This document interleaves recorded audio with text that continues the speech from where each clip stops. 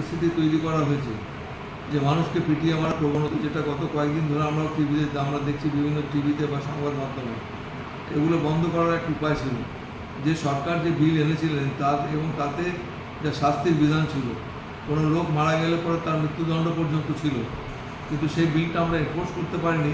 যদিও এই বিলটা আমরা রাজ্যপালের কাছে 3 সেপ্টেম্বর 2019 সালে পাঠিয়েছি, তা সত্ত্বেও অনুমোদন আসেনি।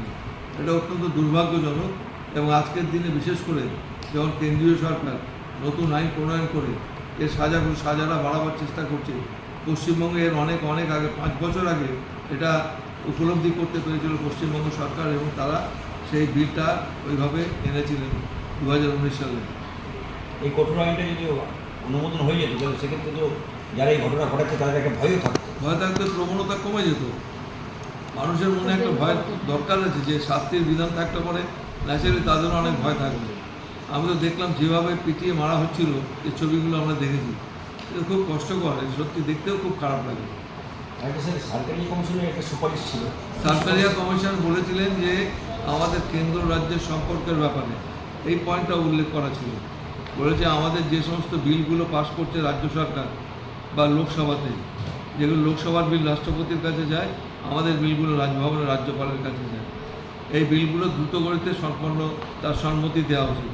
তিনি সম্মতি দিতে নাও পারেন, যদি নাও দেন তাহলে সেটা জানিয়ে দিতে হবে। আর যদি তার কোনো রেকমেন্ডেশন থাকে যেখানে কোনো রকম অ্যামেন্ডমেন্ট করার দরকার, সেটাও তিনি জানিয়ে দিতে পারেন। এই 3টে রাস্তা তার কাছে খোলা ছিল। কিন্তু দুর্ভাগ্যজনকভাবে এই বিলটা যখন গেল রাজ্যপালের কাছে, তিনি এতে কোনো মন্তব্য করলেন না, তিনি বিলটা ওইভাবে হিমঘরে ফেলে রেখে দিলেন। কিছু কোয়ারি করেছিল, তার রিপ্লাইও আমরা দিয়েছি। কিন্তু অত্যন্ত দুর্ভাগ্যজনক যে তার যদি কোনো রেকমেন্ডেশন থাকতো না এটার পরিবর্তন করা দরকার, সে প্রভিশনও রয়েছে কনস্টিটিউশনে, বিধানসভায় আলোচনা হতো, সেই পরিবর্তন মানতেও পারতো, মানতে নাও পারতো। যদি পরিবর্তন বিধানসভাতে পাস করানো না হয়, তাহলে যে বিলটা যে আকারে ছিল সেটাই পাস করা ধরে নিতে হবে।